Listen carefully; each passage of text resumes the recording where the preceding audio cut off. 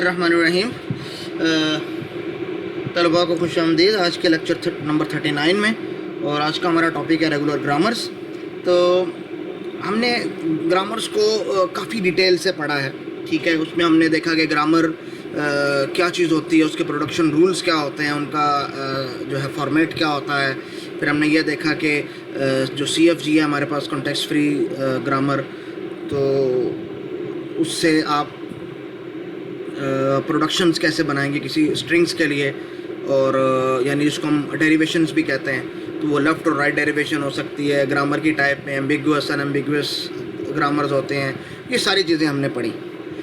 लेकिन CFG की एक टाइप है रेगुलर ग्रामर, क्योंकि कॉन्टेक्स्ट फ्री ग्रामर्स के अंदर रेगुलर और नॉन रेगुलर दोनों तरह की लैंग्वेजेस हैं। तो जो नॉन रेगुलर हैं और जो रेगुलर हैं, तो ये दो बेसिक कैटेगरीज हैं। रेगुलर ग्रामर्स भी असल में कॉन्टेक्स्ट फ्री ग्रामर्स ही होती हैं। तो उस टॉपिक की तरफ जाने से पहले ये एक एग्जांपल है। इस तरह के एग्जांपल हमने पिछले 1-2 लेक्चर्स में भी की हुई हैं, ठीक है। तो उसको देख लेते हैं। फाइनाइट ऑटोमेटा से CFG बनाना। फाइनाइट ऑटोमेटा से अगर आप CFG बना लेते हैं, तो चूँकि फाइनाइट ऑटोमेटा रेगुलर लैंग्वेज को शो करती है, एक रेगुलर लैंग्वेज ही का फाइनाइट ऑटोमेटा बन सकता है। तो उससे अगर आपने CFG बना ली है, तो इसका मतलब कि CFG की ये वो टाइप है जो रेगुलर ग्रामर है, क्योंकि उससे एक रेगुलर लैंग्वेज से आपने बनाया है, ठीक है ना। तो बहरहाल इसको आगे जाके मज़ीद एक्सप्लेन करता हूँ। एक एग्जांपल है, S, M और F 3 इसके अंदर स्टेट्स हैं, ठीक है। और हमारे पास S स्टार्टिंग स्टेट है, M इंटरमीडिएट स्टेट है और F हमारे पास फाइनल स्टेट है। तो अगर आप स्टेट नंबर S पे हैं, आपका स्टार्टिंग सिंबल S है और आप A रीड करते हैं, तो you will reach state M after reading A। तो आप इसको लिख सकते हैं S produces after reading A M, ठीक है ना। तो S can be expanded into AM। तो S से आप AM पे जा सकते हैं, यानी A रीड करके M पे जा सकते हैं, ठीक है। और अगर आप S से B रीड करें तो इट्स अ रिकर्सिव, इटरेशन है, लूप है। तो S दोबारा से B रीड करने पे दोबारा से S पे जाएगा। तो आप दूसरी प्रोडक्शन ये भी ऐड कर सकते हैं, S प्रोड्यूसेस BS, ठीक है। तो if we are at S, we read A, we read state M, we stay and we stay at state S after reading B। So this gives us these two productions. Similarly, we can get these 4 productions from the last 2 states. Because if we are at M and we read A, we go to state number F, and after reading B, we go back to state number state S. So M can be extended as AF and BS. These are in fact 2 productions separated by the OR symbol, ठीक है। इस तरह F की बात में भी यही है कि F के अंदर भी A रीड करके F और B रीड करके F में आ सकते हैं। तो ये 2 प्रोडक्शन थे। लेकिन चूंकि F स्टेट हमारे पास फाइनल स्टेट है, ठीक है, तो इसका मतलब आप ज़रूरी नहीं है कि F पे आने, जब आप F पे पहुँच गए हैं तो आप A या B रीड करें। आप चाहे तो कुछ भी रीड ना करें और स्ट्रिंग ख़त्म हो जाए। तो it means F can be expanded, F can produce nothing means lambda और एम्प्टी स्ट्रिंग, ठीक है ना। तो ये सिंपल से कुछ रूल्स है। ये हमने इस तरह के एग्जांपल पहले भी एक की थी, अगर आपको याद हो, पिछले लेक्चर्स के अंदर, ठीक है ना। तो अगर आपको ये चीज़ थोड़ी सी आइडिया हो गया इसका, तो अब हम जो है एक टास्क है जो आप लोग खुद करेंगे। अच्छा, जितने भी टास्क हैं ना हमारे पास, तो मैं आपको बार बार कहता हूँ और ये आप लोगों के फ़ायदे के लिए कहता हूँ, एग्ज़ाम में सिर्फ 1 महीना रह गया बच्चों, ठीक है। आप इन टास्क को ऐसा समझें जैसे आपके एग्ज़ाम क्वेश्चन है, और आपको अगर ये चीज़ समझ में आ गई है स्लाइड नंबर 2 की, तो स्लाइड नंबर 3 पे आने वाली टास्क आपको खुद से कर लेनी चाहिए। और अगर आप इसको खुद से करेंगे और बाद में मेरे वीडियो को पास करके और फिर बाद में मेरे रिज़ल्ट से मैच करेंगे, तो इसका मतलब आप इस क्वेश्चन के लिए तो कम से कम एग्ज़ाम के लिए तैयार हैं। और अगर आप कहेंगे कि नहीं मैं देख लेता हूँ, मुझे समझ में आ जाएगा, अच्छा सर ने ऐसे ऐसे किया है, ये ठीक है समझ में तो आ गया है, तो याद रखना बच्चों, हमेशा देख के समझे हुए में और करके समझने में ज़मीन आसमान का फ़र्क है। बहुत से बच्चों को प्रॉब्लम एग्ज़ाम में इसीलिए आती है, ब्लंडर्स करते हैं कि उन्होंने खुद से क्वेश्चन सॉल्व नहीं किया होता, क्वेश्चन को सॉल्व होते सिर्फ देखा होता है, ठीक है। तो इस चीज़ का ख्याल करना बच्चों, अपने साथ जुल्म ना करना, ठीक है। अब हमें तो बिल्कुल पता नहीं चलेगा कि आप लोगों ने क्या किया है, लेकिन ये आपका अपना मामला है, आपके अपने फ़ायदे की चीज़ है। इसीलिए मैं बार बार इसको कर रहा हूँ, दोहराता हूँ अपनी बात को कि बच्चों इस पे ख्याल रखना, इस पे फोकस करना, ठीक है ना। तो उम्मीद है आपने इसको खुद से सॉल्व किया होगा और आप उसको फिर मेरे आंसर से कंपेयर करो। अच्छा, कभी ऐसा हो सकता है कि आपका आंसर और मेरा आंसर वेरी करे, लेकिन अगर वो सेम लैंग्वेज को डिफाइन कर रहे हैं तो इट मेक्स नो डिफरेंस, क्योंकि हमने पहले पढ़ा है कि एक चीज़ के कई आंसर हो सकते हैं, ठीक है ना। जैसे 4 को अगर आप ब्रेक करना चाहें तो आप उसको 1+3 भी लिख सकते हैं, 0+4 भी लिख सकते हैं, 2+2 भी लिख सकते हैं, तो ये तीनों आंसर ठीक होंगे। As far as it produces 4 तो आंसर करेक्ट होगा। तो इसी तरह हमारे पास यहाँ भी चूंकि ये मैथमेटिकल चीज़ें हैं तो आप उसको कई अंदाज में डिफाइन कर सकते हैं, लेकिन वो आपने जिस अंदाज में उसको डिफाइन किया ना वो ठीक होना चाहिए बस। अच्छा, अब हम बात करते हैं इसकी। सबसे पहले देखें एस स्टार्टिंग स्टेट है, और मज़े की बात है यहाँ स्टार्टिंग स्टेट फाइनल स्टेट भी है। इसका मतलब without reading any string it can accept null. तो एस की एक प्रोडक्शन तो नल प्रोडक्शन होगी, एस नल प्रोड्यूस करेगा, और नल के साथ साथ ए रीड करके एम और बी रीड करके वापस एस पे भी रह सकता है। तो ये 3 प्रोडक्शंस बन जाएंगे, ठीक है। एस ए रीड करके एम पे जा सकता है, बी रीड करके वापस उसी एस पे रहेगा, और सिंपली हम अपनी प्रोडक्शन को रोक भी सकते हैं नल प्रोडक्शन को इंट्रोड्यूस करके।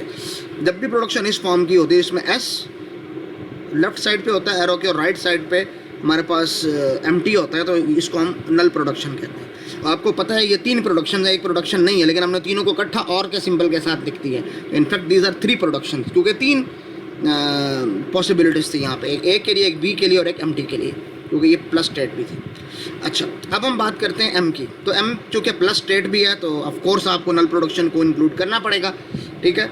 और अगर ए है तो ए रीड करके एफ, और बी है तो बी रीड करके आप एस पे जा सकते हैं। तो ये भी बहुत सिंपल सी चीज़ है, ठीक है, इसमें कोई इतना बड़ा मसला नहीं है।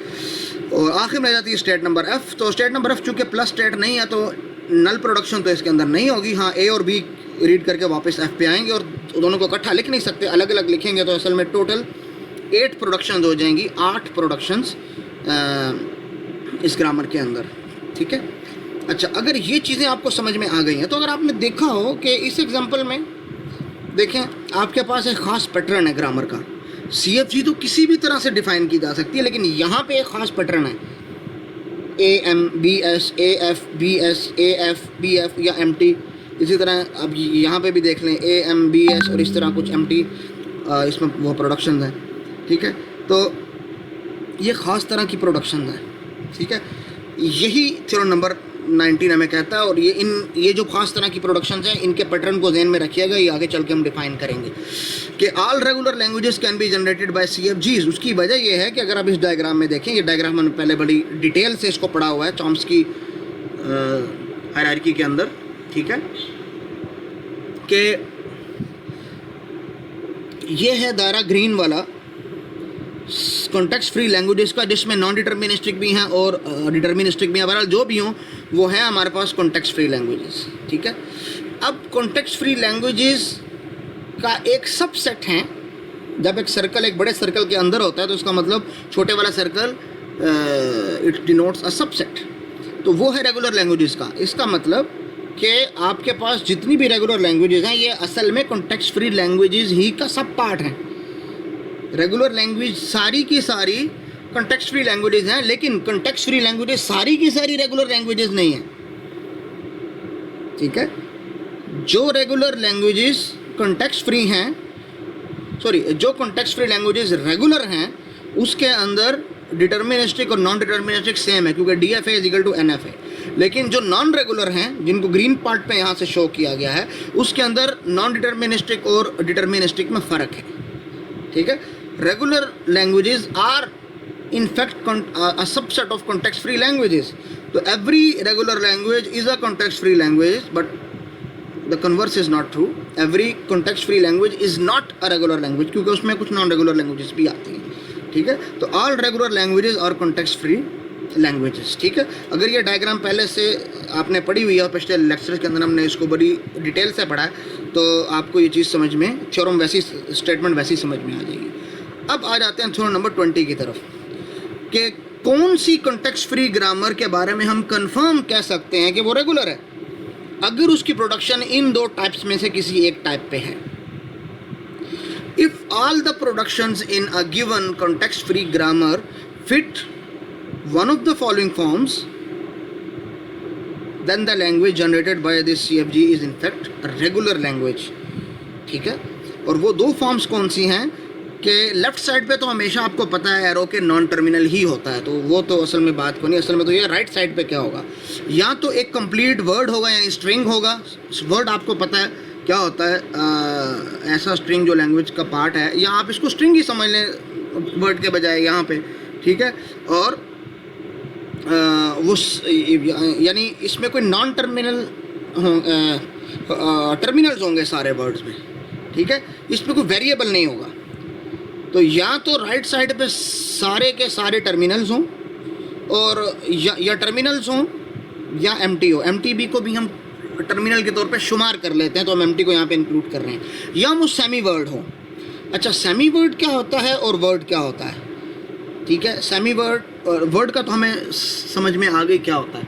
वर्ड होता है कि इसमें कोई वेरिएबल नहीं है। सेमी वर्ड क्या होता है, तो सेमी वर्ड वो होता है कि जो इस पैटर्न का होता है, ठीक है, कि सेमी वर्ड कहते हैं उस कम्बिनेशन को जिसके अंदर लेफ्ट पे टर्मिनल्स होंगे जितने मर्जी हों, और ना भी हों तो कोई मसला नहीं है, और राइट एक्सट्रीम राइट पे उसकी एक और सिर्फ एक नॉन टर्मिनल होगा, ठीक है। जैसा ये मिसाल है ए बी, तो देखें इस स्ट्रिंग के लेफ्ट में नॉन टर्मिनल्स की एक पूरी की पूरी लड़ी है। ये कितने नॉन टर्मिनल्स हो सकते हैं, देखो लिखा हुआ है मे बी नॉन, हो सकता है इनमें से कोई भी ना हो, एक हो, दो हो, चार हो, पाँच हो, जितने भी हों, लेकिन सारे के सारे क्या होंगे, नॉन टर्मिनल्स। और इसका राइट वाले पार्ट में एग्जैक्टली वन नॉन टर्मिनल होगा, यानी एक वेरिएबल ज़रूरी है और सिर्फ एक ही ज़रूरी है, दो भी नहीं हो सकते और ज़ीरो भी नहीं हो सकता। इस फॉर्म के अंदर अगर कोई प्रोडक्शन है उसको हम कहेंगे कि उस प्रोडक्शन के राइट साइड पे सेमी वर्ड है। तो रेगुलर ग्रामर वो होगी, अ CFG is called a regular grammar if each of its production is in one of the two forms, के राइट साइड पे या सेमी वर्ड हो या वर्ड हो। अब हम जाते हैं अपने पिछले जो एग्जांपल हमने की थी, इस एग्जांपल को देख लेते हैं पहले। देखें ये एक सेमी वर्ड है, क्यों, इसके एक्सट्रीम राइट पे एग्जैक्टली वन वेरिएबल है और लेफ्ट पे टर्मिनल्स हैं। वो टर्मिनल एक भी हो सकता है, दो भी हो सकते हैं, और उससे कोई ना भी हो। और ये भी सेमी वर्ड है, ये भी सेमी वर्ड है, ये भी सेमी वर्ड है, ये भी सेमी वर्ड है, ये भी सेमी वर्ड है, और ये एक वर्ड है। हमने कहा था कि एम्प्टी को भी हम वर्ड काउंट करेंगे। तो ये ऐसी लैंग्वेज है जिसके अंदर प्रोडक्शन के राइट साइड पे या कोई सेमी वर्ड है या वर्ड है।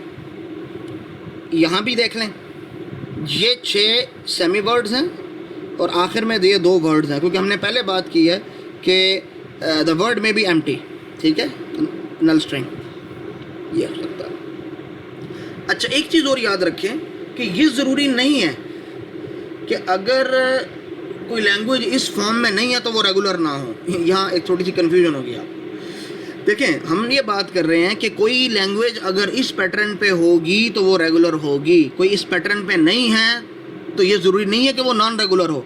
भाई हो सकता है वो इस फॉर्म में कन्वर्ट की जा सकती हो तो वो रेगुलर होगी फिर, ठीक है ना, और हो सकता है कन्वर्ट ना की जा सकती हो। तो हर वो लैंग्वेज जो इस फॉर्म में कन्वर्ट की जा सकती है वो रेगुलर लैंग्वेज है, ठीक है। हो सकता है उसकी मौजूदा शेप आपको किसी और फॉर्म में दी हो, ठीक है, लेकिन अगर आप उसको इस फॉर्म में कन्वर्ट कर सकते हैं किसी भी मेथड से तो वो रेगुलर ग्रामर होगी। अगर आपको कोई ग्रामर इस फॉर्म में नहीं दिख रही तो ये ज़रूरी नहीं है कि वो नॉन रेगुलर हो। भाई उसको पहले ये देखें वो इस फॉर्म में कन्वर्ट भी हो सकती है कि नहीं। अगर वो कन्वर्ट हो जाती है तो वो रेगुलर ही होगी, अगर वो कन्वर्ट नहीं हो सकती तब वो नॉन रेगुलर होगी। तो इस चीज़ में कंफ्यूज नहीं हो जाना, ठीक है ना। अच्छा, अब एक आगे टास्क। अब इन टास्क का मकसद ये है कि मुख्तलिफ़ तरह के जो एग्ज़ाम क्वेश्चन है, क्योंकि मेरा कोशिश ये है कि एग्ज़ाम से पहले आपको हर तरह का सवाल आपके सामने आ जाए, ताकि एग्ज़ाम में आपके सामने यह ना हो जी ये क्वेश्चन, इस तरह के क्वेश्चन तो हमने कभी किए नहीं है, इनको सॉल्व करने का मेथड कैसा है, ठीक है। तो उसके लिए मैंने कोशिश की है कि आपकी बुक की सारी एग्जाम्पल्स को इस चैप्टर में जो है चैप्टर नंबर 15 के अंदर ये मैं सॉल्व कर दूँ। और इसके अलावा जो है जो एक्सरसाइज के क्वेश्चन है, टोटल आपकी एक्सरसाइज में कोई कितने क्वेश्चन होंगे, 22-23 क्वेश्चन होंगे या 20-22 क्वेश्चन होंगे। तो उनमें से मैंने कोशिश की है कि तकरीबन 15 क्वेश्चन तो मैं खुद सॉल्व कर दूं, ठीक है।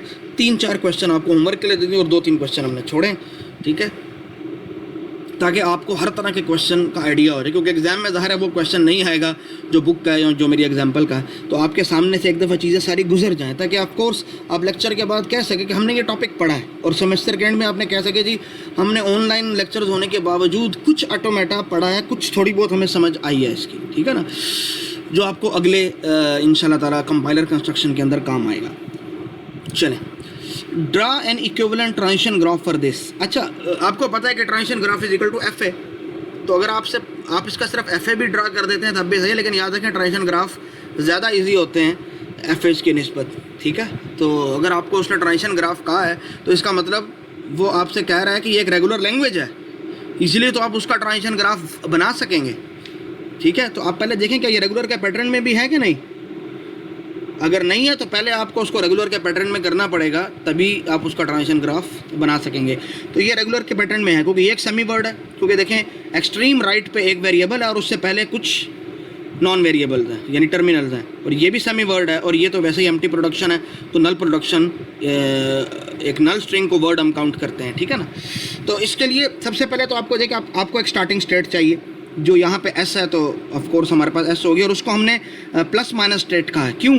स्टार्टिंग स्टेट तो वो है ही है, लेकिन चूंकि एस शुरू में ही नल हो सकता है तो उसका मतलब वो एम्प्टी स्ट्रिंग को एक्सेप्ट कर सकता है। अगर ये प्रोडक्शन ले जाए एस प्रोड्यूसेस एम्प्टी स्ट्रिंग, तो बस बात ख़त्म हो जाएगी इस प्रोडक्शन के रूप से। तो इसका मतलब ये फर्स्ट स्टेट हमारे पास प्लस स्टेट भी है और माइनस स्टेट भी, जैसे हमने प्लस माइनस दोनों इसमें लिखा है, ठीक है। अच्छा, अब ये कि ये प्रोडक्शन तो हो गई, बाकी दो रह गई प्रोडक्शंस। तो पहली प्रोडक्शन है डबल ए और एस, और दूसरी डबल बी और एस। तो अगर आप दो एस को रीड करते हैं तो अल्टीमेटली आप कहाँ वापस पहुँचेंगे? एस पे ही वापस पहुँचेंगे। तो it is in fact a loop, iteration है, लूप है, आप इसको रिकर्जन कह लें, ठीक है। और अगर आप दो बीस को रीड करते हैं तो तब भी आप एस पे जाएंगे, तो अब आप उसको अलग से लूप में भी लिख सकते हैं, और चाहे तो इसी लूप में कॉमा के ज़रिए लिख सकते हैं, और ये ज़्यादा इजी है, ज़्यादा अंडरस्टैंडेबल है कि एम्प्टी भी एक्सेप्ट करता है और ए और बी की कोई फॉर्म भी एक्सेप्ट करता है। आप इसकी रेगुलर एक्सप्रेशन भी बना सकते हैं, ए प्लस बी होल स्टार, ठीक है। तो इसको देख के रेगुलर एक्सप्रेशन बनाना मुश्किल थी, इसको देख के रेगुलर एक्सप्रेशन बनाना आसान हो गई। ट्रांजिशन ग्राफ या डायग्राम की फॉर्म में कुछ भी हो, वो हमें ऑफ कोर्स दूसरी रिटन फॉर्म, दूसरे फॉर्मेट के मुकाबले में ज़्यादा अंडरस्टैंडेबिलिटी जो है ना प्रोवाइड करता है, ठीक है ना। तो ईजी सी एग्जांपल थी बिल्कुल ये, ताकि आपको बिल्कुल शुरू में लेके चलें। वक्त के साथ साथ आगे क्वेश्चंस की कम्प्लेक्सिटी और क्वेश्चन की टाइप में थोड़ा सा चेंज भी आता जाएगा, 2-3 तरह के क्वेश्चन होंगे। ये क्वेश्चन है कि इससे पहले का जो हमारे पास क्वेश्चन था वो ये था कि आप कोई ग्रामर बनाएं, और अब ये क्वेश्चन है कि आप इक्विवेलेंट ट्रांजिशन ग्राफ बनाएं, ठीक है। तो मुख्तलिफ तरह के क्वेश्चन चेंज होते रहेंगे, क्वेश्चन की कम्प्लेक्सिटी भी चेंज होती रहेगी। अब ये क्वेश्चन देख लें, यहाँ ग्रामर बड़ी शॉर्ट सी थी, यहाँ ग्रामर थोड़ी सी बड़ी है, बल्कि काफ़ी बड़ी है। तो 7 प्रोडक्शन हैं इसमें, जिसमें एक नल प्रोडक्शन है, और वो नल प्रोडक्शन चूँकि स्टार्टिंग स्टेट के लिए, तो उसका मतलब स्टार्टिंग स्टेट ही एंडिंग स्टेट में से एक स्टेट स्टार्टिंग स्टेट भी है, ठीक है ना। अच्छा, अब एस का मतलब है कि 2 एस को रीड करके एस पे वापस जाएं, 2 बीस को रीड करके एस पे आए, ये तो पहले वाले की तरह था। अब ये जो नई प्रोडक्शंस हैं ए बी एक्स, ये भी सेमी वर्ड है, तो ए बी को रीड करके आप नई स्टेट एक्स की तरफ जा सकते हैं। अब आपने नई स्टेट बना ली, और बी ए को रीड करके भी चूँकि आप एस की तरफ जा सकते हैं, तो आपने सिर्फ इसको ऐड करना है, नथिंग मोर। अब बारी आ रहती है एक्स की, एक्स से ए रीड करके और बी रीड करके आप एक्स पे ही जा सकते हैं, तो बड़ा ईजी है। ए बी को रीड करके आप वापस एस पे जा सकते हैं, और बी ए को भी रीड करके वापस एस पे जा सकते हैं। तो अगर आप गौर करें तो इस ग्रामर को देख के कभी आपके शायद वहम गुमान में भी ना आया हो कि ये इवन लैंग्वेज को बताएगी, लेकिन ये ट्रांजिशन ग्राफ आपको पता चल रहा है कि ये आपके पास बैलेंस पेयर है, और उसके बाद अगर कभी भी इन बैलेंस पेयर आएगा तो वो जब तक दोबारा से बैलेंस नहीं हो जाता वो फाइनल स्टेट पे नहीं पहुंचेगा, और उसके दरमियान में मज़ीद बैलेंस पेयर हो सकते हैं। तो A plus B plus A B plus B into A plus B whole star into A B plus B whole star, ये हमारे पास रेगुलर एक्सप्रेशन थी किसकी? इवन लैंग्वेज की। और इस ट्रांजिशन ग्राफ के ज़रिए आपको आसानी से पता चल रहा है कि ये लैंग्वेज इवन लैंग्वेज है, even number of a's and even number of b's. तो डायग्राम की फॉर्म में ऑफ कोर्स इसमें कोई शुबा नहीं है कि आपकी रीडेबिलिटी बहुत ज़्यादा हो जाती है, ठीक है। तो ये हो गया टास्क नंबर 3। अच्छा, मैं एक्सपेक्ट कर रहा हूँ कि आप लोग ये टास्क खुद से सॉल्व करके आंसर कंपेयर कर रहे हैं। तो भाई अपना नफ़ा नुकसान सोच लेना। बार बार कहने का मकसद सिर्फ ये है कि आपकी कोई लर्निंग हो जाए बच्चों, ठीक है ना, उसका ख्याल रखना, अपना फ़ायदा सोचना। आप ये क्वेश्चन अगर सॉल्व नहीं करते हो खुद से, मेरी एग्जांपल देख लेते हो और उसी को समझ लेते हो मेरे इस सोल्यूशन को देख के, तो देखो मुझे देखो ज़रा बराबर फ़र्क नहीं पड़ रहा। हमने तो जो पढ़ना था पढ़ चुके, हमने तो जो डिग्री लेनी थी ले चुके।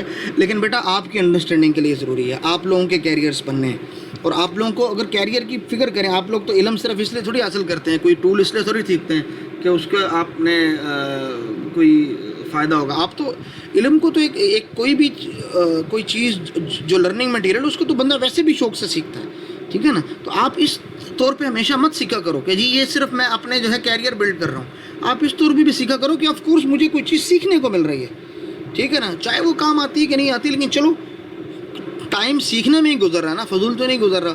तो इसलिए बच्चों इसको खुद से सॉल्व करो, वीडियो को रोक कर, वीडियो को पॉज करके और फिर अपने आंसर को कंपेयर किया करो। हो सकता है आपका आंसर ठीक हो और कभी मेरा आंसर गलत हो, ऐसे बिल्कुल हो सकता है। पहले भी कई दफ़ा ऐसे हुआ लेक्चर्स में कि मैंने एक एग्जांपल सॉल्व किया, मुझसे गलत हो गई है, बच्चों ने इंडिकेट किया, मैंने उसको ठीक कर दिया। तो इसमें कोई हर्ज भी नहीं है, इंसान है, गलती कर लेता है, ठीक है। तो आप लोग उसको खुद से सॉल्व करो, ठीक है ना। अब आ जाते हैं टास्क नंबर 4 की तरफ। ये भी वही क्वेश्चन है, draw an equivalent transition graph for the following CFG। अब देखें यहाँ पे एक बड़ी बात है कि हमारे पास कोई भी एम्प्टी प्रोडक्शन नहीं है, नल प्रोडक्शन नहीं है। तो प्लस स्टेट क्या होगी, तो एक क्वेश्चन में थोड़ी सी वेरिएशन होगी अब यहाँ पे। चले हम तो स्टार्टिंग स्टेट से शुरू करते हैं, वो एंडिंग स्टेट नहीं हो सकती क्योंकि एम्प्टी या नल प्रोडक्शन नहीं थी। इसके लिए ए रीड करके आप ए की तरफ जाएंगे, बी रीड करके आप बी की तरफ जाएंगे, इजी सेट काम है। अच्छा, फिर ए रीड करके आप वापस एस की तरफ आएंगे और सिंपल ए को रीड करेंगे तो वो प्लस हो जाएगा। अब देखें ए को रीड करके हम एस की तरफ तो गए, लेकिन सिंपली ए को आप कहाँ पुट करेंगे, आप उसके लिए इसको प्लस नहीं कर सकते कि सिंपली ए के बाद प्लस है। क्यों, वो नल स्ट्रिंग को एक्सेप्ट कर लेगी, तो यहाँ हमें एक नल प्रोडक्शन रखनी पड़ेगी। आपको अलग से एक स्टेट चाहिए होगी कि ए पे जब आप आए हैं तो आप सिंपली ए के बाद एंड कर सकते हैं काम। इसी तरह बी में भी ये है कि बी प्रोड्यूसेस बी एस, तो बी को रीड करके आप एस पे भी जा सकते हैं और सिंपली आप एंड भी कर सकते हैं, ठीक है, दूसरी प्रोडक्शन के ज़रिए। तो अब यहाँ पे देखें कभी कभी नल प्रोडक्शन नहीं होती तो प्लस स्टेट आपको फिर भी मिल जाती है। अब उसको कोई भी नाम दे दें, मैंने यहाँ उसको नाम कोई नहीं दिया और यहाँ पे ज़रूरत भी नहीं थी, लेकिन अगर आप उसको नाम देना चाहें तो उसको CDWX कोई भी आप अपनी पसंद का नाम दे सकते हैं, ठीक है। तो ऐसा क्वेश्चन जिसके अंदर नल प्रोडक्शन नहीं होती, अब प्लस स्टेट उसके अंदर भी हो सकती है, और वो कैसे, ये एक क्वेश्चन में वेरिएशन थी, आप लोगों ने देख लिया। अब आपके पास क्वेश्चन की नोयत चेंज है। अब आपको रेगुलर एक्सप्रेशन दी है, ग्रामर के बजाय रेगुलर एक्सप्रेशन दी है और उसकी CFG आपसे मांगी है। अब रेगुलर एक्सप्रेशन हो या ग्रामर हो, ये दोनों इतनी रीडेबल फॉर्म नहीं होती। रेगुलर एक्सप्रेशन से चलो थोड़ी सी ज़्यादा रीडेबल होती है, लेकिन यह है कि ऑफकोर्स ट्रांजिशन ग्राफ ज़्यादा रीडेबल फॉर्म होती है ग्रामर की निस्बत।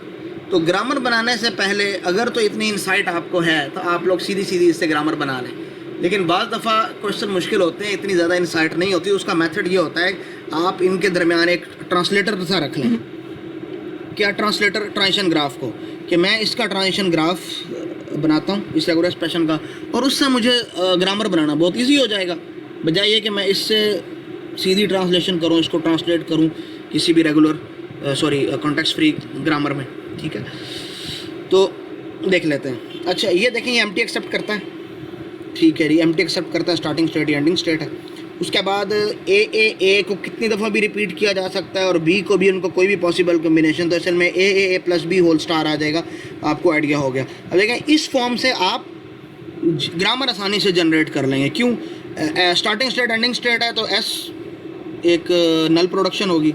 अच्छा, ए को रीड करके आप दोबारा एस पे ही लौटेंगे और बी को रीड करके दोबारा एस पे ही लौटेंगे, बात ही ख़त्म हो गई। ईजी सी एग्जांपल, ठीक है। तो रेगुलर एक्सप्रेशन से बाज़ दफ़ा क्वेश्चन को सीधा रेगुलर ग्रामर में, जो कि CFG ही की एक सब टाइप है, या आप CFG कह लें, इसको कन्वर्ट करना थोड़ा सा ज़रा बाज़ दफ़ा ट्रिकी हो सकता है। अव्वल तो बहुत इजी है तो आप वैसे ही उसको सॉल्व कर सकते हैं, लेकिन अगर आप उसका ट्रांजिशन ग्राफ बना लेंगे तो बच्चों आपको क्वेश्चन में बहुत ज़्यादा आसानी हो जाएगी। टास्क नंबर 6 की तरफ देखें। ये भी क्वेश्चन उसी तरह का है लेकिन रेगुलर एक्सप्रेशन चेंज है। इस रेगुलर एक्सप्रेशन के लिए अब आपको रेगुलर लैंग्वेज CFG बनाना है। तो पहले तो इसकी आप बना लें ट्रांजिशन ग्राफ। ट्रांजिशन ग्राफ से आपके सारे मसले हल हो जाते हैं। ठीक है, आपके पास स्टार्टिंग स्टेट है, ठीक है, जो एंडिंग स्टेट हो नहीं सकती, उससे मतलब कि एम्प्टी एक्सेप्ट नहीं करता, दरम्यान में 3 B's या 3 A's होना ज़रूरी है। लेकिन A+B और स्टार का मतलब है A और B का लूप। ठीक है, कि आप इसको छोड़ भी सकते हैं और चाहें तो A और B जितने मर्जी नंबर ऑफ टाइम रिपीट कर दें। उसके बाद 3 B's या 3 A's तो कंपलसरी हैं आपके फाइनल स्टेट पे जाने के लिए, यानी स्ट्रिंग को एक्सेप्ट करने के लिए, क्योंकि ये वाला पोर्शन भी तो A+B और स्टार इसके राइट में जाए वो भी ऑप्शनल है। और ऑप्शनल को हम हमेशा लूप में रखते हैं, तो ऑप्शनल है, चाहे तो रिपीट कर लें जितनी दफ़ा मर्जी, चाहे तो ना करें, क्योंकि सिर्फ A और B काम करेगा। अब देखिए, इसको कन्वर्ट करना बहुत ईजी है, इसको डायरेक्ट कन्वर्ट करना ऑफ कोर्स मुश्किल था। ठीक है, थोड़ा सा ट्रिकी हो सकता है। तो S अगर A को रीड करेगा या B को तो वापस S पे ही रहेगा, और B या A को रीड करेगा तो R पे जाएगा, R A को रीड करके भी R पे आएगा, B को रीड करके भी R पे आएगा, और एक नल प्रोडक्शन भी होगी यहाँ पे, क्योंकि R ही हमारे पास प्लस स्टेट है। बात ख़त्म हो गई। आसान सा एग्जाम्पल थी। ठीक है, बिल्कुल चीज़ें आसान हो जाती हैं अगर आप क्वेश्चन को अच्छे तरीके से समझ लें और आपको पता हो कि क्वेश्चन को सॉल्व करने का प्रोसीजर क्या है, फिर कोई भी प्रॉब्लम इंशाल्लाह ताला इतनी मुश्किल नहीं रहती। ठीक है, बस काम करने का ढंग आना चाहिए। चलें जी, अब चलते हैं टास्क नंबर 7 की तरफ। तो find CFG that generates this regular language defined over the alphabet AB। अच्छा, all strings without the substring A। अच्छा, जब भी इस तरह के क्वेश्चन आते हैं ना विदाउट द सब स्ट्रिंग, तो विदाउट द सब स्ट्रिंग वाले क्वेश्चंस करना ज़रा मुश्किल होते हैं। तो आप पहले ये करते हैं कि आप with the substring A वाला क्वेश्चन सॉल्व करते हैं, वो ईजी है, और उसके बाद जो भी आंसर आएगा उसका कंप्लीमेंट ले लेंगे तो वो विदाउट बन जाएगा। तो काम आपका आसान हो जाएगा, आपके इतना सोचना नहीं पड़ेगा और चीज़ एक बड़ी आसान हो जाएगी। अक्सर बच्चे इसमें बिल्कुल फंस जाते हैं। ठीक है, तो पहले हम ये करते हैं कि हम बनाते हैं with the substring A कि all strings having the substring A। तो आपको पता है एक स्टार्टिंग स्टेट आपको चाहिए, और आपको पता है कि 3 A's तो कंपलसरी है फाइनल स्टेट तक पहुंचने के लिए। उन 3 A's के बगैर आप फाइनल स्टेट पे नहीं पहुंच सकते हैं, क्योंकि हम कर रहे हैं with the substring A। ठीक है, पहले मैंने आपको ये बता दिया। अच्छा, अब ये है कि 3 A's तो हो गए, लेकिन 3 A's के बाद कुछ और हो सकता है, बिल्कुल हो सकता है। जब 3 A's किसी स्ट्रिंग का पार्ट है तो वो इस लैंग्वेज का पार्ट है, उसके बाद कुछ भी हो सकता है। A और B जितने मर्जी आ जाए, हमें तो 3 A कंपलसरी करने हैं। ठीक है, लेकिन क्या वो स्ट्रिंग लाजमी है कि B A से शुरू, अगर वो स्ट्रिंग B से शुरू हो रहा है और शुरू में बहुत सारे B's हैं और उसके बाद आप 3 A's को रीड करते हैं, तो तब भी तो इस लैंग्वेज का पार्ट होगा? तो बिल्कुल जी होगा। शुरू में आप B रीड कर सकते हैं और एक नहीं ज़्यादा B रीड कर सकते हैं, लेकिन जब भी आप एक A रीड करेंगे आपको फाइनल स्टेट तक पहुंचने के लिए 2 मज़ीद A's को कंसेक्यूटिवली रीड करना ज़रूरी है, ताकि वो 3 सब स्ट्रिंग बन जाएं।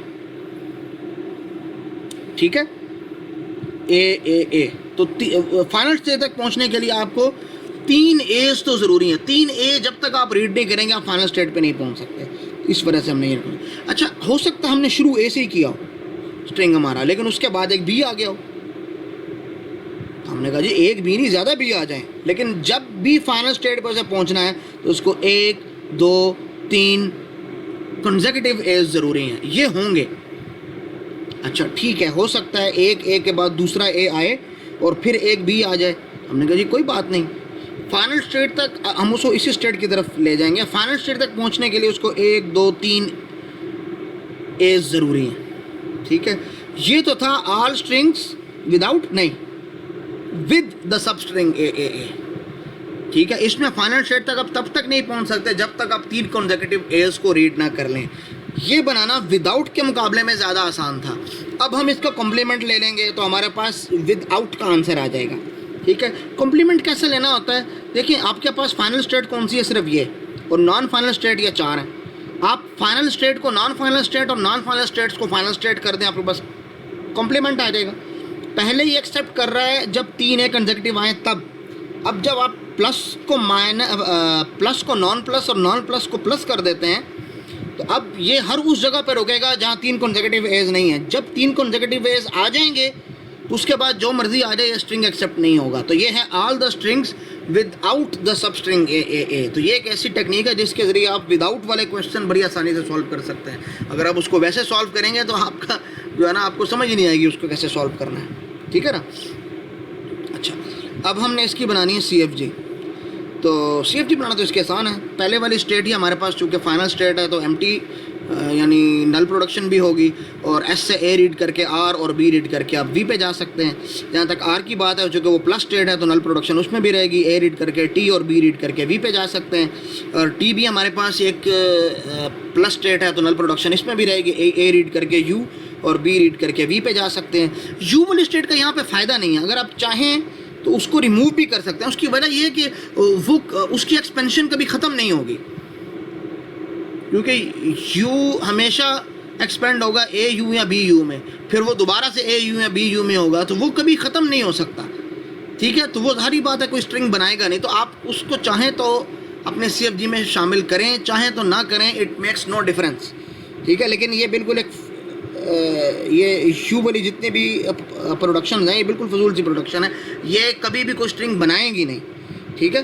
तो अगर हम इसको ओमिट भी कर दें तो ज़रा बराबर फ़र्क नहीं आएगा, ठीक है ना। और ये वाली जो प्रोडक्शन है ये चूँकि प्लस स्टेट है तो एम्प्टी प्रोडक्शन तो होगी A रीड करके R और B रीड करके वहीं V पे ही रहेगी। तो ये हमारे पास होगी ग्रामर, ठीक है ना। अब देखें, इसको देख के आपको समझ आ रही है, लेकिन इसको देख के सिर्फ हमें इतना आइडिया नहीं हो सकता ये ग्रामर किस चीज़ की है, ठीक है। तो हमेशा डायग्रामेटिकल फॉर्म ज़्यादा अंडरस्टैंडेबल होती है और रेगुलर एक्सप्रेशन तो उससे भी ज़्यादा अंडरस्टैंडेबल होती है, ठीक है। चलो,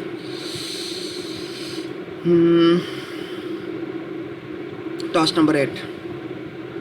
तो find CFG that generates this regular language defined over the alphabet AB। तो all strings that and in B and have an even number of B's in total. अच्छा देखें, स्ट्रिंग एंड होना चाहिए B पे और इवन नंबर ऑफ B's होने चाहिए। Even number कहाँ से स्टार्ट होते हैं? 0 से, इसका मतलब 0 नंबर ऑफ B's भी हो सकते हैं। तो 0 नंबर ऑफ B's का मतलब है एम्प्टी स्ट्रिंग। क्यों? A नहीं हो सकता उसमें, सिंपली A में भी तो 0 नंबर ऑफ B's हैं, लेकिन वो एंड इन B नहीं हो रहा, वो एंड इन A हो रहा है। इसलिए अगर B's नहीं होंगे तो A's भी नहीं होंगे, तो एम्प्टी स्ट्रिंग एक्सेप्ट हो जाएगा हमारे पास फर्स्ट स्टेट ही हमारे पास लास्ट स्टेट भी बन सकती है। अब देखें, ये तो हो गए 0 B's के लिए, तो आप चाहें तो 2 B's को भी एक्सेप्ट करा सकते हैं, तो 1 और 2 B's के बाद ये कहाँ पहुँच जाएगी? फाइनल स्टेट पे। तो ये 0 B's को भी एक्सेप्ट करती है, 2 B's को भी एक्सेप्ट करती है, ठीक है। 1 B आएगा तो देखें फाइनल स्टेट पे नहीं पहुंचेगा, इसको दोबारा से किसी इवन वाली स्टेट पे जाना पड़ेगा जहाँ B की तादाद इवन हो जाती है। अच्छा, अब यहाँ पहुँचने के बाद अगर 1 B आप और रीड करते हैं तो B हो जाएंगे कितने? 3। तो जारी बात है आप उसको R वाली स्टेट पे ले जाएंगे, क्योंकि जब तक मज़ीद 1 A रीड नहीं करेगा, 4 A पूरे नहीं करेगा, तो वो एक्सेप्ट नहीं होगा। इस तरह 5 और फिर 6, फिर इस तरह 8, फिर 10, तो ये हमेशा इवन नंबर ऑफ B's को एक्सेप्ट करेगा। और फाइनल स्टेट देखें, या एम्प्टी को एक्सेप्ट कर रहा है या एंड B पे ही हो रहा है। ऑफ कोर्स इस फाइनल स्टेट पे कोई A पॉइंट नहीं कर सकता, लेकिन इस पूरे स्ट्रिंग के अंदर A's भी तो हो सकते हैं ना। हो सकता है आपका स्ट्रिंग A से शुरू हो रहा हो, तो बिल्कुल A से शुरू हो सकता है, बल्कि एक से ज़्यादा A भी हो सकते हैं। लेकिन जब भी आप एक B को रीड करेंगे, वो ऑड नंबर ऑफ B होगा, उसको इवन करके ही आप T पे जा सकते हैं, वैसे नहीं जा सकते। और ये भी ज़रूरी नहीं है कि वो 2 B's कंसेक्यूटिव हों, 2 B's के दरमियान एनी नंबर ऑफ A's हो सकते हैं। तो B A B, इसमें इवन नंबर ऑफ A's हैं और स्ट्रिंग एंड कर रहा है B में, तो बिल्कुल पॉसिबल है। तो यहाँ पे भी आप इसको लूप रखेंगे। अब आप इसकी ग्रामर आसानी से बना सकते हैं। स्टार्टिंग स्टेट एंडिंग स्टेट है, लेकिन एक मिनट, एक प्रॉब्लम यहाँ भी आ गया कि हो सकता है 2 B's आपने रीड किए हैं और उसके बाद आप अगर कोई A रीड करते हैं तो आपको दोबारा से इवन करने के लिए 2 B रीड करके पहुँचना पड़ेगा। तो ठीक है, इस प्रोडक्शन की भी हमें ज़रूरत बनती है। अब आप इसकी बनाएंगे ग्रामर। एस आपके पास स्टार्टिंग स्टेट भी एंडिंग स्टेट भी है, तो नल प्रोडक्शन होगी A रीड करके U और B रीड करके R की तरफ जा सकते हैं। R आपके पास ऐसा है, A रीड करके R और B रीड करके T की तरफ। T में नल प्रोडक्शन बनेगी क्योंकि आपके पास एम्प्टी स्ट्रिंग भी एक्सेप्ट हो सकता है, क्योंकि फाइनल स्टेट है। A रीड करके U, B रीड करके R, और U जो है आपकी A रीड करके U पे ही और B रीड करके R की तरफ जा रहे हैं। तो ये आपकी बन गई ग्रामर। देखें, अगर इस क्वेश्चन को आप लोग सिर्फ देख रहे हैं और आपने खुद से ट्राई नहीं किया है, तो हो सकता है आपको लगे बड़ी आसानी से सॉल्व हो गया, लेकिन खुदारा ऐसा मत कीजिएगा, आप खुद से सॉल्व कीजिएगा, तब आपको पता चलेगा आप कितने पानी में हैं। बज़ाहिर एक चीज़ को देख के समझना आसान होता है, खुद करना हमेशा उससे मुश्किल होता है थोड़ा सा, ठीक है। तो बच्चों अपना नफ़ा नुकसान खुद पहचानना, ठीक है ना। Task number 9, find CFG that generates this regular language defined over the alphabet AB, the set of all strings of odd length. ठीक है, ये तो आसान सा है, all strings of odd length. Odd मतलब ज़ीरो तो हो नहीं सकता, तो कम से कम एक लेंथ तो होनी चाहिए स्टार्टिंग स्टेट, और एक लेंथ यानी एक A या एक B तो मस्ट होना चाहिए एक्सेप्ट करने के लिए। अगर दूसरा आता है तो वो इवन बन जाएगा, उसे वापस लौटाओ ताकि एक तीसरा करैक्टर रीड करके ये पहुंच सके। इस तरह 5वां 7वां 9वां एंड सो ऑन सारे ऑड लेंथ के स्ट्रिंग्स को ही रीड करेगा, चाहे वो A है या B है, ठीक है। It doesn't make any difference. अब इसकी रेगुलर CFG बनाना बहुत इजी है, ठीक है। वो क्या है कि आप S से A या B रीड करके T की तरफ जा सकते हैं, और T से A या B रीड करके S की तरफ जा सकते हैं, और चूँकि T फाइनल स्टेट भी है तो वो नल प्रोडक्शन भी आप उसमें इंक्लूड कर देंगे, तो बहुत सिंपल सी बात थी।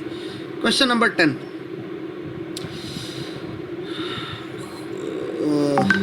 Find CFG that generates this language defined over the alphabet AB, all strings with exactly 1A और exactly 1B।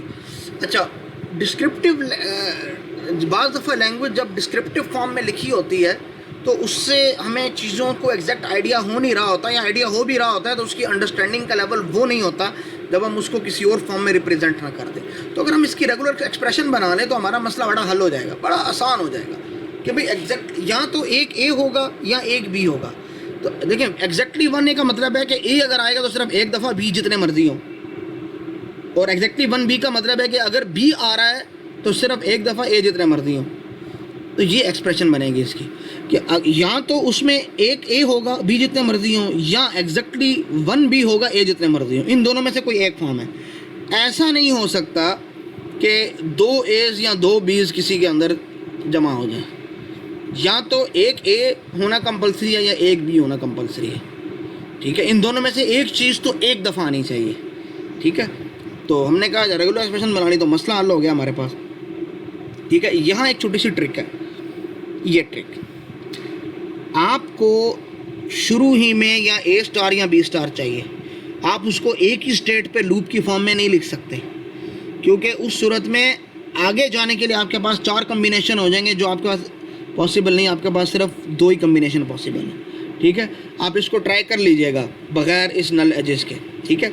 एक पॉसिबिलिटी ये है कि आप B से स्टार्ट यानी B स्टार से स्टार्ट करेंगे, एक है A स्टार से, तो जब भी आपके पास कोई ऐसी सिचुएशन आ जाए तो आप उसको इस तरह से हैंडल करेंगे कि आप स्टार्ट करेंगे या B स्टार वाले पोर्शन की तरफ, यानी एग्जैक्टली 1A वाले पोर्शन की तरफ जाके, या एग्जैक्टली 1B वाले पोर्शन की तरफ जाके, और वो आप नल एजेस के ज़रिए आप उसको लिख रहे हैं। अब यहाँ पे आपने B star A B star को डिफ़ाइन करना है, तो B स्टार ये है, A ये है, और ये यहाँ नीचे अगर देखें तो A स्टार ये है। B स्टार के बाद A और फिर B स्टार, और यहाँ नीचे A स्टार के बाद B और फिर A स्टार। तो ये बिल्कुल आसान सा हो गया। अब इसकी रेगुलर एक्सप्रेशन बनाना बहुत आसान है, सॉरी CFG बनाना। S से आप जाते हैं T की तरफ बग़ैर कुछ रीड किए, इसका मतलब S सिंपली T में कन्वर्ट हो सकता है और सिंपली U में भी, क्योंकि यहाँ आप empty नहीं लिखते। empty को जब आप किसी और चीज़ के साथ कॉन्कैटिनेट करते हैं तो empty ख़त्म हो जाता है, और ये सेमी वर्ड ही कहलाएगा, क्योंकि सेमी वर्ड की डेफिनेशन ये थी कि एक नॉन टर्मिनल होना, एक वेरिएबल होना चाहिए, और उसके लेफ्ट पे any number of non terminals में भी 0। तो यहाँ पे 0 नॉन टर्मिनल्स हैं तो कोई इशू नहीं है, ये भी एक सेमी वर्ड है, ठीक है। और अगर आप T पे हैं तो A रीड करके V पे जा सकते हैं, B रीड करके वहीं रह सकते हैं, और अगर आप V पे हैं तो B रीड करके V पे रह सकते हैं और MT को भी एक्सेप्ट कर सकते हैं। और U में भी यही है कि A रीड करके U और B रीड करके W, और W में भी A रीड करके W और MT भी, क्योंकि वो प्लस स्टेट है। इस चीज़ को सिर्फ देख लीजिएगा। यहाँ इस क्वेश्चन में जो वेरिएशन थी वो ये वाली थी, ताकि अगर इस तरह की कोई सिचुएशन आ जाए तो आप उसको अच्छे तरीके से हैंडल कर सकें। अच्छा जी, ये लेक्चर मैंने सारे का सारा रात को भी रिकॉर्ड किया था, लेकिन पता नहीं क्या इशू हो गया लैपटॉप के साथ के सारा लेक्चर मेरा ज़ाया होगा, इसलिए मुझे अभी दोबारा से ये पूरी की पूरी स्टोरी बयान करनी पड़ रही है।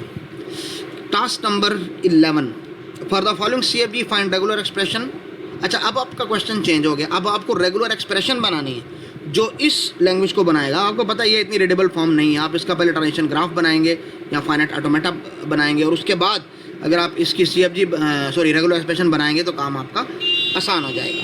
ठीक है, तो पहले हम देख लेते हैं जी। एस आपको एक स्टेट चाहिए और ए रीड करके एक्स पे जाएगा, बी रीड करके दोबारा एस पे वापस आएगा, उसके बाद सिर्फ ए भी रीड कर सकता है और सिर्फ बी भी रीड कर सकता है और वो एंड हो सकता है। तो ठीक है, वो एक सिंपल प्लस स्टेट होगी जो अच्छा मैंने इसको वाई का नाम दे दिया, या वाई का नाम नहीं देना, एक्स का नाम नहीं देना, तो एक्स के नाम की तो एक स्टेट पहले से बनी हुई है, तो अब इसको कोई भी नाम दे दें, वाई नाम दे दें या सिंपल इसको प्लस स्टेट नाम दे दें। ठीक है, कोई नाम देने की इसको ज़रूरत भी नहीं है। ठीक है, एक्स तो पहले से एक स्टेट थी। सही है। अच्छा, स्लाइड में मैं इसको ठीक कर दूंगा इंशाल्लाह ताला। और दूसरा एक है एक्स ए को रीड करके एक्स पे जा सकता है और सिंपली ए को रीड करके ख़त्म भी हो सकता है, यानी प्लस स्टेट पे जा सकता है। अब इसकी रेगुलर एक्सप्रेशन बनाना बहुत आसान है, क्योंकि अगर आप इसको गौर से देखें तो ये क्या है, ये एक्सेप्ट कौन कौन से स्ट्रिंग करेगा। देखें, ए सिंपल ए को ये एक्सेप्ट कर सकता है, सिंपल बी को ये एक्सेप्ट कर सकता है। अच्छा, इसके अलावा देखें ये क्या है, बी जितने मर्जी आ जाएं, इसका मतलब बी स्टार,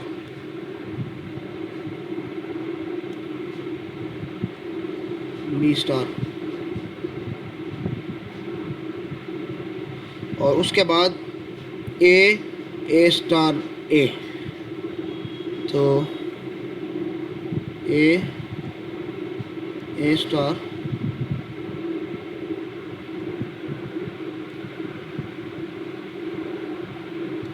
और फिर ए। तो अगर आप गौर से देखें,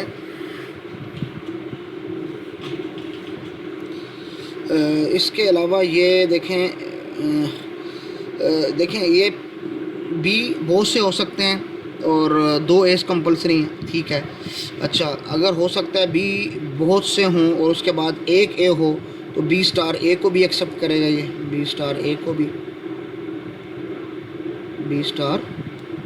को भी एक्सेप्ट करेगा ये। तो इसका मतलब ये है कि अगर हम इन दो को फ़िलहाल निकाल लें, ऊपर वालों को, नीचे वाले दो को देखें, तो बी बहुत से हो सकते हैं और नहीं भी हो सकते, बी स्टार है, और उसके बाद एक ए हो सकता है और उसके बाद 2 एस भी हो सकते हैं, और स्टार है तो 3 4 जितने मर्जी ए हो सकते हैं। तो शुरू में जितने मर्जी बी हो जाएं, बाद में जितने मर्जी ए हो जाएं। हाँ, इधर एक ए कंपलसरी। अगर आप इसको कंसिडर करें तो आप ये कह सकते हैं कि शुरू में जितने मर्जी बी हो जाएं और जितने मर्जी ए हो जाएं।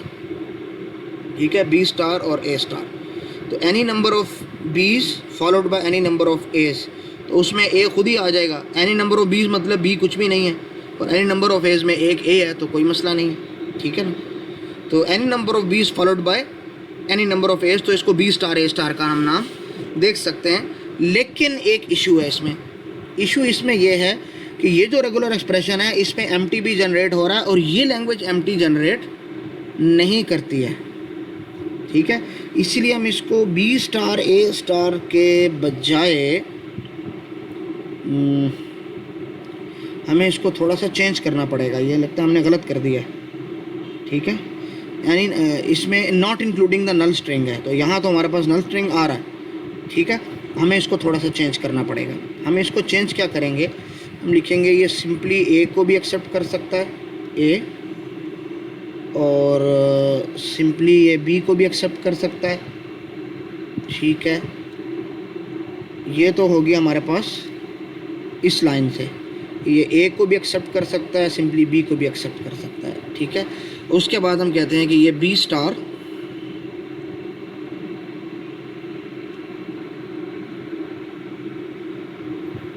और उसके बाद ए स्टार ए को भी एक्सेप्ट कर सकता है, या आप समझ लें बी स्टार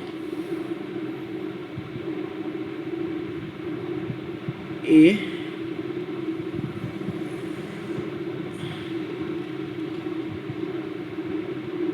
स्टार। ठीक है, यानी बी स्टार शुरू में हो जाएगा, उसके बाद एक ए भी हो सकता है और 2 एस भी हो सकते हैं और 3 एस भी, 4 एस भी, पानी का कम से कम बी स्टार अगर लिया है तो एक ए तो होना कंपलसरी है। ठीक है, ये भी हो सकता है। और बी स्टार बी है तो इसका मतलब ये B star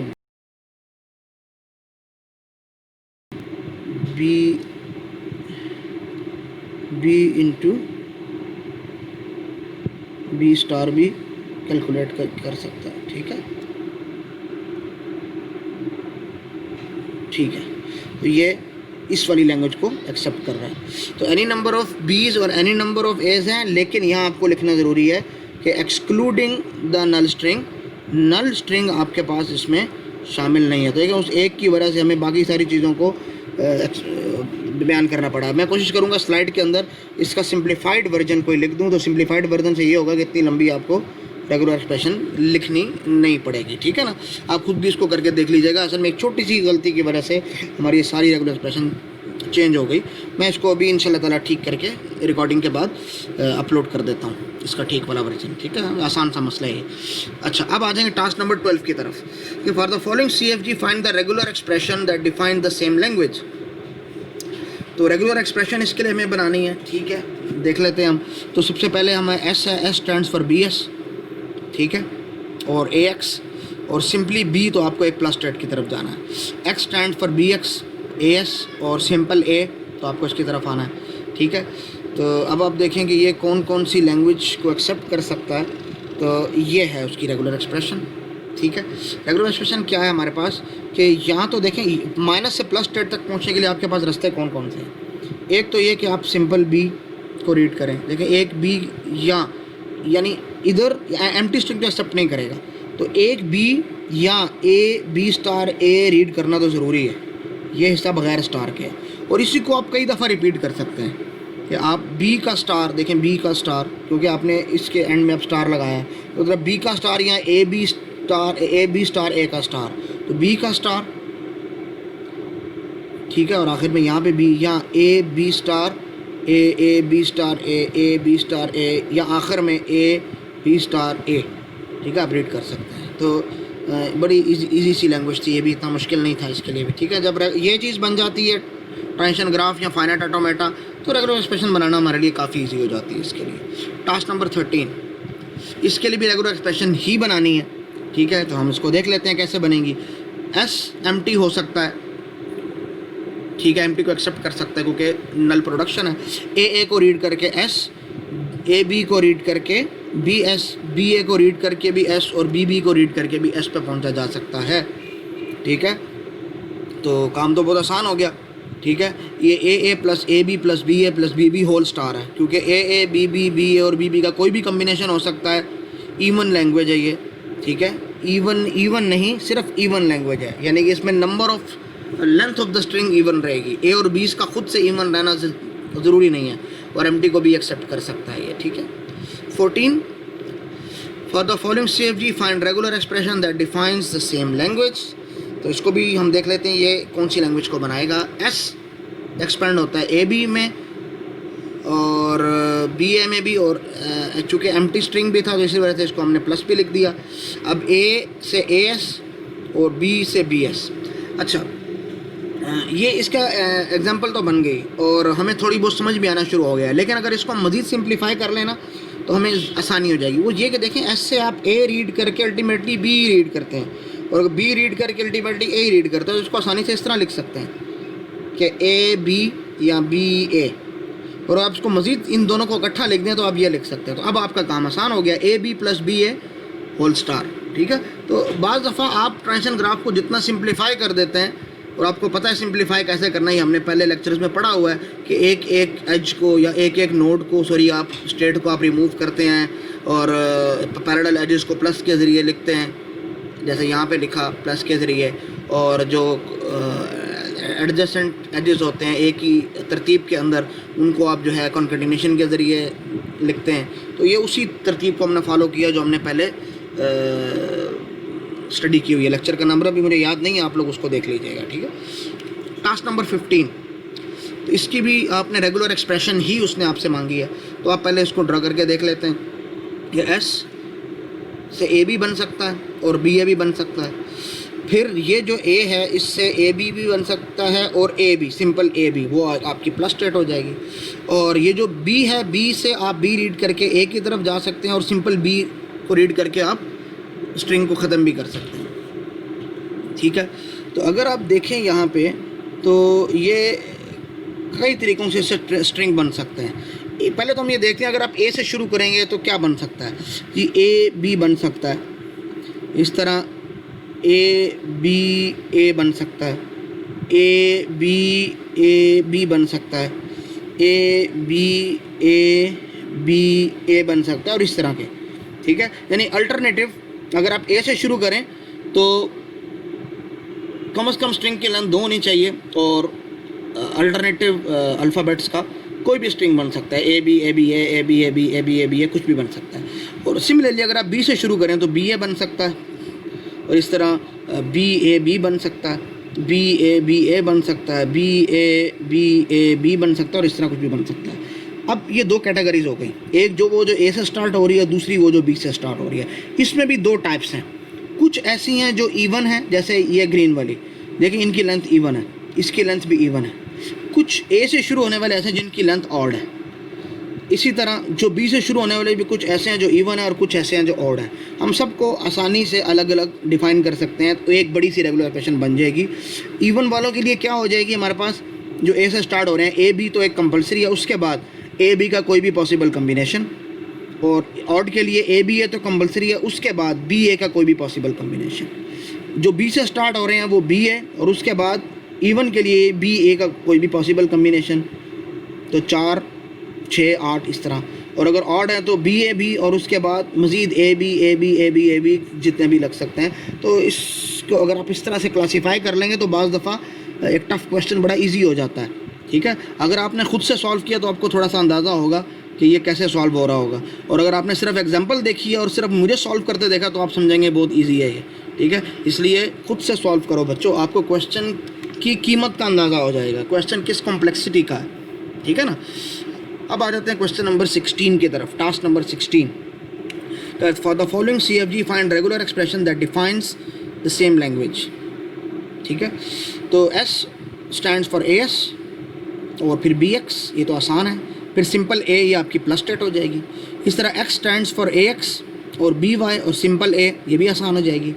Y stands for AY and simple A, बात ख़त्म हो जाएगी। अब देखें ये एक्सेप्ट क्या कर रहा है, इतना तो हमें पता है कि स्ट्रिंग प्लस स्टेट तक तब तक नहीं पहुंचेगा जब तक आखिर में एक ए रीड ना करे। वो आखिर वाले ए का तो हमें पता है, उसके शुरू में क्या क्या हो सकता है। देखिए उसके शुरू में यहाँ ये ए स्टार के बाद ए रीड कर ले, या ए स्टार बी ए स्टार के बाद ए रीड कर ले, या ए स्टार बी ए स्टार के बाद ए रीड कर ले। तो हम इन सब चीज़ों को लिख देते हैं कि या तो ए स्टार के बाद ए आएगा, या ए स्टार बी ए स्टार के बाद ए आएगा, या ए स्टार बी ए स्टार के बाद ए आएगा। बहरहाल वो ए तो आखिर में आएगा। आप इसको चाहें तो एक और अंदाज से भी लिख दें, ये ए आप इन सब के एंड में लगा दें और इस ब्रैकेट को ख़त्म कर दें, इट मेक्स नो डिफरेंस, एक ही चीज़ है। ठीक है ना। तो ये भी आसान था, इतना ज़्यादा मुश्किल नहीं था। लेकिन क्वेश्चन की असल कम्प्लेक्सिटी का अंदाज़ा तब होगा जब आपने सॉल्यूशन को देखे बगैर ख़ुद से सॉल्व किया होगा, तब आपको चीज़ समझ में आएगी। टास्क नंबर 17 ले लें और आज की मेरे ख्याल में शायद आखिरी टास्क है ये। तो for the following CFG find regular expression that define the same language. तो इसमें देखें S, अच्छा ये जो पिछला क्वेश्चन गुजरा है ना, ये इस क्वेश्चन से मिलता जुलता है। ये पिछले क्वेश्चन की सारी जो ये 8 प्रोडक्शन है इसके अंदर मौजूद हैं और कुछ एक्स्ट्रा भी हैं, तो वो सारी की सारी मौजूद है, तो वो तो हम उसका सोल्यूशन इसी तरह कर लेंगे जिस तरह बनाया हुआ है। ठीक है ना, कि S स्टैंड्स फॉर AS, ठीक है, फिर S स्टैंड्स फॉर BX और सिंपल AB, ठीक है। इस तरह X है तो वो क्या हो सकता है AX और BY और सिंपली AB। BZ वाला पोर्शन अभी इसमें हमने शामिल नहीं किया, ठीक है, क्योंकि वो पिछली लैंग्वेज में भी नहीं था। और Y है तो Y AY और फिर सिंपल A तो यहाँ हमने प्लस स्टेट को अलग से बना दिया और ए लिख दिया। अगर हम इस स्टेट को ना बनाएं और सिंपल ए को इधर ही जोड़ दें तो अब देखेंगे दोनों सेम डायग्राम है। तो इसका मतलब जो डायग्राम का यहाँ तक का हिस्सा है वो बिल्कुल ये सेम यही है। उसकी रेगुलर एक्सप्रेशन हमने पिछले क्वेश्चन में जो बनाई थी वो ये थी। अब जो एक्स्ट्रा पार्ट है ये वाला, इसको हम करेंगे, ड्रा करेंगे, ठीक है। तो वो हमने ड्रा कर लिया कि अगर आप x पे हैं तो b रीड करके z पे जा सकते हैं, ये वाली। अगर आप z पे हैं तो a रीड करके z और b रीड करके w, और w पे तो a रीड करके w और सिंपल a रीड करके आप प्लस स्टेट पे पहुंच सकते हैं। इसका मतलब ये जो ब्लैक वाला पोर्शन है इसके लिए हमें इंक्लूड करना, बाकी सेम पिछले वाला है तो ये चीज़ कोई इतनी मुश्किल नहीं है, ठीक है। आखिर में एक a तो एक्सेप्ट करने के लिए ज़रूरी है, सिर्फ एक बाकी पिछले वाला ही आंसर था और ये एक चीज़ ऐड की हुई है बस, बाकी कोई इतना बड़ा इशू नहीं था इसमें, ठीक है। आसान से एग्जांपल थी। अच्छा, मेरा तो ख्याल था लास्ट क्वेश्चन है, चलो ये वाला लास्ट क्वेश्चन है, लास्ट क्वेश्चन ही है इंशाल्लाह ताला ये, ठीक है। तो for the following shape defined regular expression that define the same language, तो देख लेते हैं जी इसको भी। मैं तो कहा था कि फारिग हो बैठे हम। तो S स्टैंड्स फॉर BS, आसान, AX, उसके बाद X स्टैंड्स फॉर BX वापस, और फिर AY, और Y स्टैंड्स फॉर AY, और Y स्टैंड्स फॉर BY, और सिंपली A और सिंपली B, तो वो एक प्लस स्टेट अलग से हमें चाहिए। तो अब ये क्या है देखें, अगर आप इसको गौर से देखें तो आपको प्लस स्टेट तक पहुंचने के लिए 2A और फिर एक A या एक B ज़रूरी है, ठीक है। तो 2A और एक A या एक B ज़रूरी है, तो 2A और एक A या एक B ज़रूरी है प्लस स्टेट तक पहुंचने के लिए। इससे पहले आप A plus B whole star लिख सकते हैं, जो हमने यहाँ पे लिख दिया, और उस 2A से पहले आप A और B का कोई भी पॉसिबल कम्बिनेशन ले सकते हैं, ठीक है। A रीड किया, फिर B रीड किया, फिर A रीड किया, फिर B रीड किया, और B जितने मर्जी रीड कर लें तो वो A plus B whole star ही बन जाता है, ठीक है। लेकिन जैसे ही आप 2A रीड करेंगे तो आप अगले पोर्शन में चले जाएंगे। तो ये आसान सी लैंग्वेज थी, ठीक है ना, सिंपल सिंपल है। इसको आप ये लिख सकते हैं इंग्लिश में कि the language of all the strings containing A और A as a substring, बस बात ख़त्म हो जाएगी, ठीक है ना। अच्छा, ये तो हमने देखो आपकी बुक की एक्सरसाइजेस की और एग्जांपल के बहुत से क्वेश्चन कर दिए। अब थोड़ा बहुत तो मैं आप लोगों से भी एक्सपेक्ट करता हूँ। टोटल हमने 5 असाइनमेंट और 4 क्विज़ रखने हैं, जिसमें से 3 क्विज़ और 3 असाइनमेंट हो चुके हैं। एक असाइनमेंट आप लोगों को आज दे रहा हूँ और अच्छा खासा टाइम दे रहा हूँ मैं उसके लिए, आपको पूरा 1 हफ़्ता दे रहा हूँ, और टोटल 3 क्वेश्चन हैं, सिर्फ 3 क्वेश्चन हैं, और पूरा हफ़्ता मैं आपको उनको सॉल्व करने के लिए दे रहा हूँ। तो अगर आप एक दिन में एक क्वेश्चन भी सॉल्व करें तो 3 दिन में क्वेश्चन सॉल्व हो जाते हैं, इतना मसला नहीं है। एक क्वेश्चन ज़्यादा से ज़्यादा आपका 15-20 मिनट लेगा, ठीक है। तो ये डेडलाइन अच्छी खासी है। इसके बाद हमारी एक क्विज़ हमारा रहता है और एक असाइनमेंट और रहती है, तो वो इंशाल्लाह ताला हम अगले वीक्स के अंदर 1 वीक का गैप दे के इंशाल्लाह ताला कर लेंगे, तो हमारे पास सारा शेड्यूल पूरा हो जाएगा। एक प्रेजेंटेशन रहती है आपके लिए, तो वो इंशाल्लाह ताला इसी वीकेंड पे मैं आप लोगों को प्रेजेंटेशन का टॉपिक बता दूंगा। आप लोगों ने क्या करना है, अपनी मर्ज़ी से 4-5 स्टूडेंट्स के बना लेने ग्रुप, और आप प्रोसीजर क्या होगा कि वो टॉपिक आप खुद से स्टडी करेंगे और उस टॉपिक को आप थोड़ी सी स्लाइड्स बना के एक्सप्लेन करेंगे, ठीक है ना। आप एक छोटी सी वीडियो बनाएंगे अपने अपने घरों पे रहते हुए, फिर उसको आप जो है ना कंपाइल करेंगे एक सिंगल वीडियो में, और वो आप मुझे भेज देंगे, जो आप लोगों की प्रेजेंटेशन होगी, ठीक है। और हर ग्रुप मेंबर का कुछ ना कुछ बोलना ज़रूरी होगा। अरे आपकी वीडियो तो नहीं आ रही होगी, इस तरह मेरी वीडियोज़ होती हैं, इस तरह ही होगी। तो 1-1, 2-2 स्लाइड हर बच्चा बना ले और अपनी 1-2 मिनट की वीडियो में, और इसी तरह जब एक ग्रुप में 5 मेंबर होंगे तो वो 10-15 मिनट की एक कंसोलिडेटेड वीडियो बन जाएगी, जिसमें हर बच्चे का जो है ना वो कुछ एक्सप्लेनेशन उसकी आ जाएगी। वो टॉपिक इंशाल्लाह ताला वो एक्सप्लेन हो जाएगा। छोटे छोटे और आसान से टॉपिक्स होंगे, तो 10 मिनट से ज़्यादा या 15 मिनट से ज़्यादा की प्रेजेंटेशन नहीं होगी इंशाल्लाह ताला, तो बड़ा आसान हो जाएगा इंशाल्लाह ताला आप लोगों के। और इसके 10 मार्क्स हैं, यानी 10 मार्क्स हैं टोटल। और मेरी कोशिश ये होगी कि जिस बच्चे ने भी थोड़ी बहुत एफर्ट किया तो मैं उसके मार्क्स खाम में मत काटूँ। तो ये आप लोगों के लिए मार्क्स अर्न करने का बड़ा एक आसान सा तरीका है और बड़ा अच्छा तरीका, तो आप लोगों को इंशाल्लाह ताला इसमें काफ़ी फ़ायदा हो जाएगा। लेकिन खैर वो तो प्रेजेंटेशन का टॉपिक है, वो तो इस वीक के बाद आप उसको शुरू करेंगे। कोशिश करें ये 3 क्वेश्चन है, इसको आप लोग आज ही कर लें या मैक्सिमम कल तक कर लें। मैक्सिमम तीनों क्वेश्चन आपके 30-40 मिनट से ज़्यादा नहीं लेंगे, ठीक है ना। सिर्फ उसको टाइप करने का मसला होगा आपको, वो आप उसको टाइप करके PDF वर्ड डॉक्यूमेंट वो आपने अपलोड कर देना होगा। मैं इसको इंशाल्लाह असाइनमेंट बना देता हूँ, LMS पे आप लोग इसको अपलोड कर दें, ठीक है ना। इसको आप क्वेश्चन को अच्छी तरह देख लीजिएगा और देखें क्वेश्चन के अंदर बाज़ दफ़ा होती है ट्रिक, तो आप लोग असाइनमेंट सबमिट करने से पहले ही मुझसे पूछ रहे होते हैं सर ये इस तरह होगा, ये ऐसे होगा। भाई असाइनमेंट है इसलिए कि आपको असेस करना है। मैंने अगर हमने आपको पहले से बता दिया तो इसका मतलब बच्चों को असेसमेंट तो ना हुई ना, आप लोग उसको खुद से सॉल्व करो, ठीक है ना, अच्छे तरीके से कोशिश करो, ठीक है बच्चों। अल्लाह ताला आपको हामी और नासिर हो। बुक को पढ़ लेना आपको। वैसे मैंने बुक की सारी एग्जांपल इसके अंदर जो है ना पुट कर दिए हैं, पूरे चैप्टर का खुलासा हो गया है।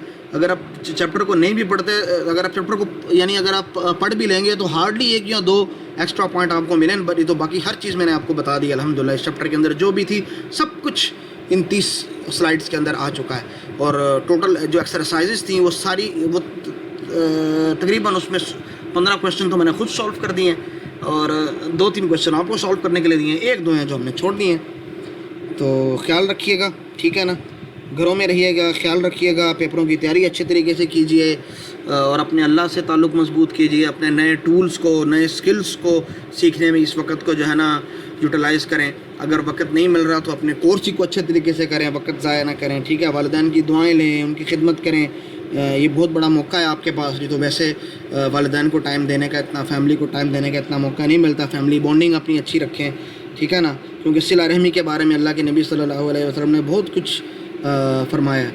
कि सिला रहमी जो है करना एक बहुत बड़ा अमल है। सिला रहमी का मतलब ये है कि अपने रिश्तेदारों से, अपने ताल्लुक़दारों से अपने ताल्लुक़ को बंदा जोड़े रखे, ठीक है ना। तो ये एक चीज़ है जो कि वांटेड है, मोस्ट वांटेड चीज़ों में से एक है, ठीक है ना। अल्लाह हाफ़िज़।